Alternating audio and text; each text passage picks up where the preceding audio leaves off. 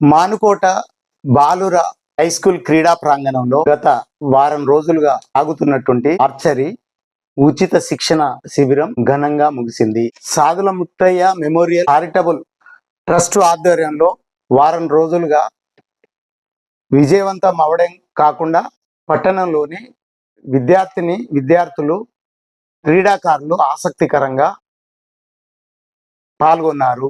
ఈ కార్యక్రమంలో ముఖ్య అతిథిగా పట్టణ డిఎస్పి ఎన్ తిరుపతిరావు మాట్లాడుతూ ఆర్చరీ విభాగాన్ని ఈ ఆర్చరీ క్రీడను ఉపయోగించుకొని విద్యార్థులు వృద్ధిలోకి రావాలని ఆకాంక్షించారు. అదేవిధంగా ఈ ఆర్చరీ క్రీడకు సంబంధించిన ఎక్విప్మెంట్ బోర్డును స్పాన్సర్ చేశారు. ట్రస్ట్ అధ్యక్షులు ప్రస్తుతం డిఎస్పిగా కొనసాగుతున్న సాదుల సారంగపాణి మాట్లాడుతూ తన వంతు గ్రామీణ ప్రాంతాల్లో విద్య, ఆరోగ్యం, క్రీడల అభివృద్ధి, బలహీన వర్గాల ఉద్ధరణే ధ్యేయంగా ఈ ట్రస్టుకు శ్రీకారం చుట్టామని అన్నారు. పేద విద్యార్థులకు విద్యా సామాగ్రిని, నిరుపేద కుటుంబాలకు ఆర్థిక సహాయం, అనేక సేవా కార్యక్రమాలు ట్రస్ట్ ద్వారా చేస్తున్నామని అన్నారు. సమాజంలో సానుకూల మార్పులు తీసుకురావడం కోసం ఈ చిరు ప్రయత్నానికి శ్రీకారం చుట్టామని అన్నారు. ఆల్ ఇండియా ఆర్చరీ అసోసియేషన్ మరియు ఆర్చరీ డెవలప్మెంట్ సభ్యులు పుట్ట శంకరయ్య గారు విశిష్ట అతిథులుగా మాట్లాడారు.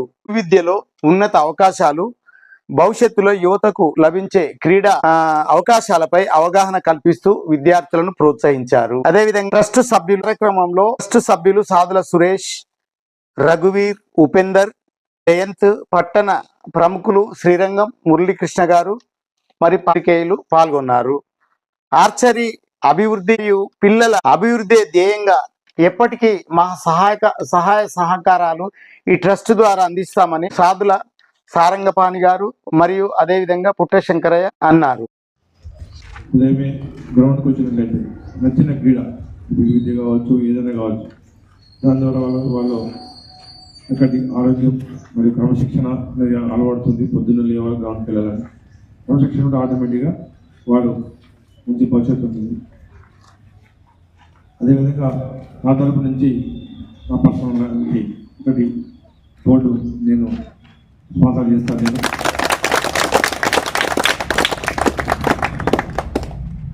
ఇప్పుడు ఈ కార్యక్రమాన్ని మనం చేస్తున్నాం, కానీ 4 రోజులు మనం చేస్తున్నాం, కానీ దీన్ని ప్రజల్లోకి తీసుకెళ్ళాలంటే మన మీడియా మిత్రులు మాకు వీరికే తెలుసు, ఈ యొక్క 30-40 మెంబర్స్ చిన్నపిల్లలు తెలుసు, కానీ మీ ద్వారా ఇక్కడ చక్కటి కార్యక్రమం ప్రజలు తీసుకెళ్ళి వాళ్ళ ఉత్సాహం కల్పించి ప్రోత్సహించి మళ్ళీ వాళ్ళని కూడా తయారు చేయాలి అంటే మీ ద్వారా తెలవాలి. పరిచయం అయినప్పుడు చాలామంది పిల్లలు ఉన్నారు, అంటే నేషనల్ స్పోర్ట్స్ ఆడినారు, గోల్డ్ మెడల్, నాకు తెలియదు. ఈ విషయాన్ని మీ ద్వారా తీసుకెళ్ళాలి. మీ సహకారంతో మీతో పాటుగా పుర ప్రముఖులు, అదేవిధంగా శంకరయ్య గారు, అదేవిధంగా మిగతా అందరి ప్రోత్సాహంతో అక్కడ స్థాపించాలి. మన మౌపరాజు ప్రాంతాన్ని అంతర్జాతీయ స్థాయిలో తీసుకెళ్ళాలి. ప్రభుత్వం కూడా ఈ ప్రోత్సాహం క్రీడలు ప్రోత్సహిస్తుంది. ఇంతకుముందే నేను ఆమె చెప్పాను, మనం హై లెవెల్లో మనం ఉన్న పల్లిపంట ఉపయోగించి చెప్పడం జరిగింది. Thank you for giving opportunity. వారికి ట్రస్ట్ తరఫున Shri Sadula Muthaiah memorial charitable trust తరఫున స్వాగతం. దాంతోపాటు ఇక్కడ ప్రముఖులు, మిత్రులు, ప్రతి ఒక్కరు పర్సనల్గా కనెక్ట్ ఉన్న అందరికీ, తర్వాత పేరెంట్స్, మిగతా మీడియా మిత్రులకు, చిన్నారి బాలబాలికలు అందరికీ కూడా ఆశీస్సులు, పెద్దలందరికీ నమస్కారం. అందరికీ మరొకసారి స్వాగతం చెప్తూ, గత వారం రోజులు ఇంకా పోయిన ఆదివారం నుంచి ఈ ఆదివారం వరకు సంక్రాంతి సెలవుల సందర్భంగా ఉచిత ఆర్చరీ శిక్షణ శిబిరం నిర్వహించడం జరిగింది. నేను మానుకోట వాస్తవ్యుడిగా ఇదే స్కూల్ లోపల 6th నుంచి ఇంటర్మీడియట్ వరకు చదువుకొని అప్పుడు డిగ్రీ విద్యా నిమిత్తం వరంగల్ వెళ్ళడం జరిగింది. సో ఆ రోజుల లోపల 6వ తరగతి నుంచి ఇంటర్మీడియట్ సెకండ్ ఇయర్ వరకు అనేది చాలా ముఖ్యమైన, నా లైఫ్ లోపల అత్యంత ముఖ్యమైన భాగం. ఈ గ్రౌండ్ లోపల నేను తిరగని ప్లేస్ అంటూ లేదు. అంటే ఆ రోజుల లోపల ప్రతి అడుగు, ప్రతి ప్లేస్ లోపల తిరిగి ఆటలు, పాటలు, చదువు అవన్నీ కూడా నన్ను ఒక వ్యక్తిగా తీర్చిదిద్దినాయి.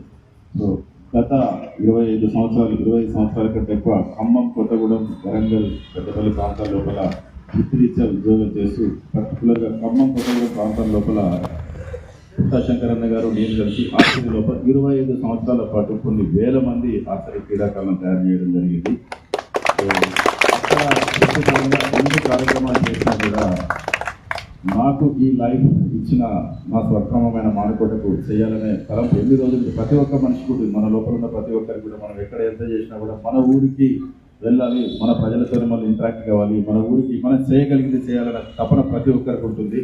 దాంతో ఎన్నో రోజులు చదువుకొని ఈ రోజు నిజంగా ఈ సమయం లోపల అట్లాంటి అవకాశం రావడంతో మా చారిటబుల్ ట్రస్ట్ గత 12 సంవత్సరాల నుంచి నాన్నగారి పేరు మీద ట్రస్ట్ తరఫున డిఫరెంట్ కార్యక్రమాలు చేయడం జరుగుతుంది. విద్య, క్రీడలు, మిగతా సామాజిక కార్యక్రమాలు కూడా చేయడం జరుగుతుంది. దాని లోపల భాగంగా ఆర్చరీ క్రీడ గురించి మనందరికీ తెలుసు. అంటే ఆర్చరీ అనేది మన బ్లడ్ లోపల, మన జీన్స్ లోపల, మన కల్చర్ లోపల స్వతహాగా ఉంది. మనము ఏ కల్చర్ చూసినా కూడా మనకు బాణాలు కనపడుకుంటుండవు. మన సంస్కృతి లోపల తర్వాత మనకు ఒకప్పుడు వేటకు కావచ్చు, లేక యుద్ధాల్లో కావచ్చు, లేక ఎక్కడ చూసినా కూడా ప్రాణం అనేది కనిపిస్తుంది. అంటే స్వతహాగా మనకి ఏదైతే అలవాటు ఉందో, ఏదైతే మన జీవితంలో భాగంగా ఉంటుందో అట్లాంటి క్రీడల్లో కూడా తొందరగా ప్రావీణ్యం సంపాదించే అవకాశం ఉంది. దాంతోపాటు నేను 25 సంవత్సరాలు శంకరన్న అసోసియేషన్తో ఆర్చరీ అసోసియేషన్ ఖమ్మం జిల్లా అధ్యక్షునిగా ఉండడం అనేది ఒక అదృష్టం.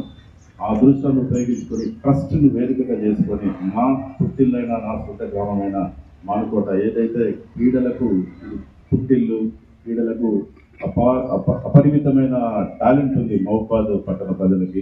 ఇక్కడ నుంచి ఎంతో మంది, కొన్ని వేల మంది క్రీడాకారులు ఒకప్పుడు మేము చిన్నగా ఉన్నప్పుడు basket ball, kho kho, kabaddi, ball badminton చాలా మంది పెద్ద పెద్ద క్రీడాకారులు ఇక్కడ నుంచి తయారు కావడం జరిగింది. సో ఆర్చరీ లాంటి క్రీడ ఇప్పుడు కనుక మనం ప్రోత్సహిస్తే మన బాధ్యత నెక్స్ట్ జనరేషన్ సపోర్ట్ చేయడము, వాళ్ళకి కావాల్సిన సపోర్ట్ కనుక మనం అందిస్తే మన కళ్ళ ముందు కనపడే బాలబాలికలు చాలా మంది కూడా దేశం తరఫున అంతర్జాతీయ వేదికలపైన ఆడి మన దేశానికి మెడల్స్ తీసుకొచ్చి మంచి పేరు ప్రఖ్యాతులు తీసుకొచ్చే అవకాశం ఉంది. దాంతోపాటు వ్యక్తిగతంగా కూడా వాళ్ళకి విద్య మరియు ఉద్యోగ రంగాల లోపల అవకాశం ఉండే పాసిబిలిటీ ఉంది. తెలంగాణ ప్రభుత్వం కూడా ఈ క్రీడలకు 2% రిజర్వేషన్ పెట్టి చాలా ఎంకరేజ్ చేస్తుంది. సో వాళ్ళ వ్యక్తిగతంగా లాభం జరగడంతో పాటు దేశానికి కూడా మంచి పేరు ఇచ్చే అవకాశం ఉంది. ఆ ఉద్దేశంతో ఈ సమయం లోపల తక్కువ సమయం ఉన్నా కూడా సంక్రాంతి సెలవులు వారం రోజుల లోపల ఒక ఇనిషియల్గా ఒక చిన్న ఎక్స్పెరిమెంట్ లాంటి ప్రోగ్రామ్ చేయడం జరిగింది. సో దానికి మేము ఊహించిన దానికంటే, మేము ఆశించిన దానికంటే మహబూబాద్ పట్టణ ప్రజలు అత్యంత అద్భుతంగా రెస్పాండ్ అయ్యారు. నిజంగా నా తరఫున అందరికీ చాలా ధన్యవాదాలు. ప్రతి ఒక్కరు ఎంతమంది రెస్పాండ్ అవుతున్నారు, ఎంతమంది మాట్లాడుతున్నారు. ముఖ్యంగా పిల్లలు వింటర్ లోపల ఉదయాన్నే నిద్రలేవడమే చాలా కష్టం. దట్టు సెలవులంటే అమ్మమ్మ ఇంటికి పోవాలి, లేకపోతే ట్రిప్కి పోవాలనే సందర్భంలో ఉదయము సాయంత్రము 2 గంటల సమయాన్ని వాళ్ళు బ్రేక్ కాకుండా ఇచ్చిందంటే నిజంగా వీళ్ళందరినీ మనం అభినందించాలి. వాళ్ళు అభినందించడం వల్లనే మనం ఈ ప్రోగ్రామ్ సక్సెస్ చేస్తున్నాం. ఒక పేరెంట్ చెప్తున్నారు, ఇంతకుముందు తను వాళ్ళ డాక్టర్ని నిద్రలేపారు, ఇప్పుడు వాళ్ళ డాక్టర్ తను నిద్రలేపుతుందట. Really that is very very good. I feel so proud. అంటే ప్రోగ్రామ్ సక్సెస్ అయినట్టే.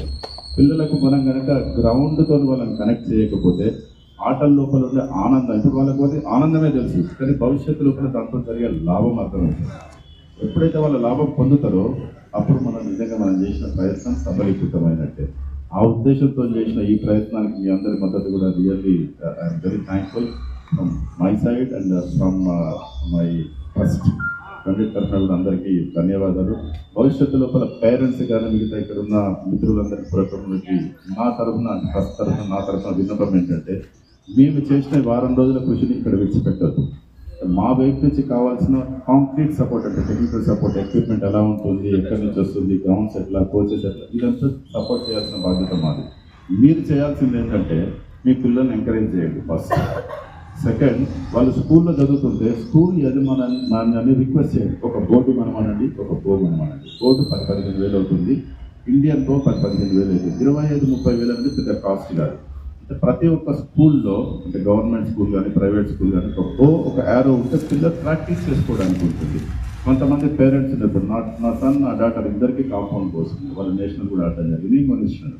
కొంతమంది పేరెంట్స్ కనుక అఫోర్డ్ చేసుకోగలిగితే మీరు కొనియండి, మీ ఇంట్లో పెట్టుకొని ప్రాక్టీస్ చేసుకోవచ్చు. అంటే ఎప్పుడైతే మనకు ఎక్విప్మెంట్, వాళ్ళు క్రికెట్ ఆడాలనుకుంటే బ్యాట్ బాల్ ఇస్తేనే వాళ్ళు ఆడగలుగుతారు. బ్యాడ్మింటన్ ఆడాలంటే వాళ్ళకి బ్యాట్ ఉండాలి, కాక్స్ ఉండాలి, గ్రౌండ్ ఉండాలి. సో అట్లే ఆర్చరీ కూడా బోర్డు ఉండాలి ప్లస్ బో అండ్ యారో ఉండాలి. ఆ ఫెసిలిటీస్ మీరు వ్యక్తిగతంగా చేసుకునే వాళ్ళు వ్యక్తిగతంగా చేయండి. తర్వాత స్కూల్స్ కానీ వేరే ఎడ్యుకేషనల్ ఇన్స్టిట్యూట్స్ ఉన్నా కూడా వాళ్ళని కూడా రిక్వెస్ట్ చేయండి, స్పోర్ట్స్ పరంగా డిమాండ్ చేయండి. చేసేటప్పుడు వాళ్ళు పెట్టడానికి అవకాశం ఉంటుంది. మా తరఫున అంటే ట్రస్ట్ తరఫున కానీ అసోసియేషన్ తరఫున కానీ మిగతా ఫ్రెండ్స్ మన టౌన్ డిఎస్పీ గారిని కూడా వాళ్ళ సపోర్ట్ కూడా తీసుకొని ఎవరైనా స్పాన్సర్ చేయగలిగితే గవర్నమెంట్ స్కూల్లో స్పాన్సర్ చేపిద్దాం. నెక్స్ట్ ఫ్రమ్ మై సైడ్ నేను కలెక్టర్ గారికి తర్వాత మిగతా వాళ్ళందరికీ కూడా నేను ఒక లెటర్ కూడా పెట్టాలనుకుంటున్నాను. అకాడమీ ఎస్టాబ్లిష్ చేయమని. అంటే అకాడమీ చేయడం వల్ల ఏమైతే ఒక కోచ్ను అపాయింట్ చేస్తారు, తర్వాత ఎక్విప్మెంట్ ఉంటారు. అప్పుడు మనం బాస్కెట్బాల్ గ్రౌండ్కి వచ్చి ఎవరైనా ఎలా అయితే ఆడుకుంటున్నారో అదేవిధంగా మనము అకాడమీ కనుక ప్రభుత్వం తరఫున ఉంటే ప్లేయర్స్ వచ్చి ఆడుకోవడానికి అవకాశం ఉంటుంది. అప్పుడు మనం ఈ ఎఫర్ట్ని ఇక్కడ విడిచిపెట్టకుండా కంటిన్యూ చేయడానికి అవకాశం ఉంటుంది.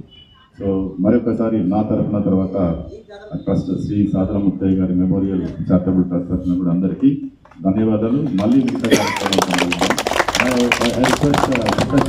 పుట్ట శంకరన్న గురించి ఆల్మోస్ట్ అనంతపురం ప్రముఖులందరికీ చాలా చాలా చాలా చాలా ఐడియా ఉంది.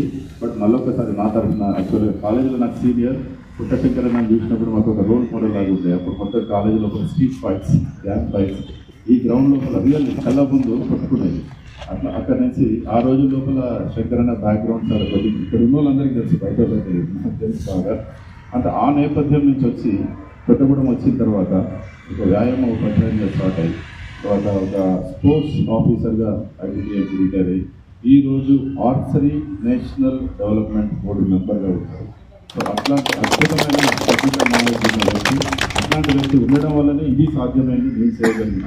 ఈ మేము ఉండడం వల్ల మమ్మల్ని మీ అందరూ ఎప్పటికీ నిరంతరం మమ్మల్ని డిమాండ్ చేయండి, మమ్మల్ని ఇన్వాల్వ్ చేయండి. మేము ఇక్కడ పని చేయడానికి సిద్ధంగా ఉన్నాం. అంటే మన ఊరికి చేయడం అనేది నిజంగా చాలా సంతోషం. పుట్ట శంకరన్న గారిని just I request to speak about archery and hour involvement. Just రావడానికి ముఖ్య ఉద్దేశం ఆనంద చెప్పినట్టు నేను ఒక 10 సంవత్సరాల నుంచి దీని మీద టోటల్గా చాలామందికి అర్థమై ఉంటుంది.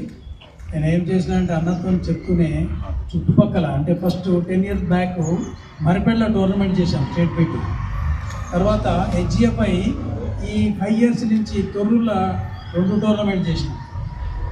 మళ్ళీ తర్వాత రీసెంట్గా నెలకు ముందు హెచ్జిఎఫ్ఐ టోర్నమెంట్ స్టేట్ మీట్ నిలుకూరులో చేసినాం. నేను స్టార్టింగ్ నుంచి జిల్లాలు ఎప్పుడైతే ఏర్పడ్డాయో బయారం మీద ఎక్కువ దృష్టి పెట్టా.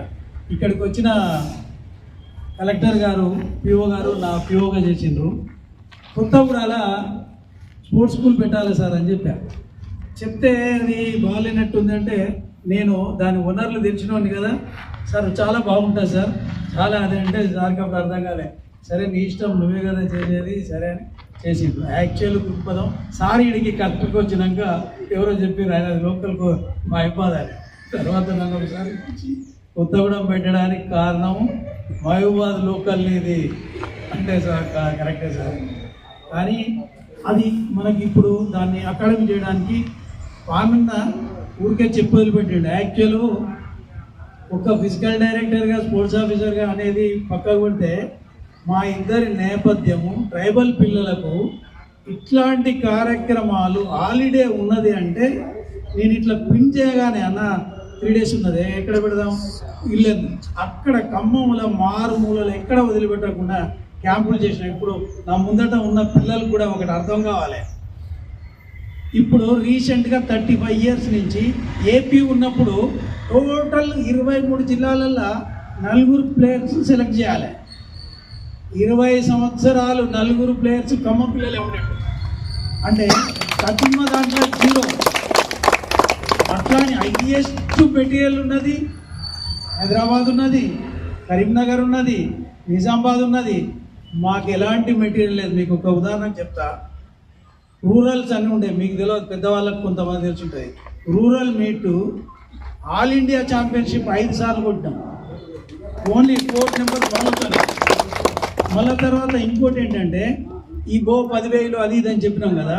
ఒకసారి ఏమైందంటే స్టార్టింగ్ బేసిక్లో 2000 అన్న అక్కడ ఉన్నప్పుడే 2002లో అన్న పానన్న కొత్తగూడెంలో చేసినప్పుడు రూరల్ మీట్ వచ్చినప్పుడు ఈ బోలు మీకు కనపడే ఈ బోలు లేవు. అప్పుడు సింగిల్ పీస్ బో అని ఎదడి బంతి మీద చేసేది. ఆ పిల్లగాన్ని తీసుకపోతే దుర్గయ్య ఆయన తీసుకపోతే ఆల్ ఇండియా తీసుకపోతే ఆయనది పోయిపోయింది.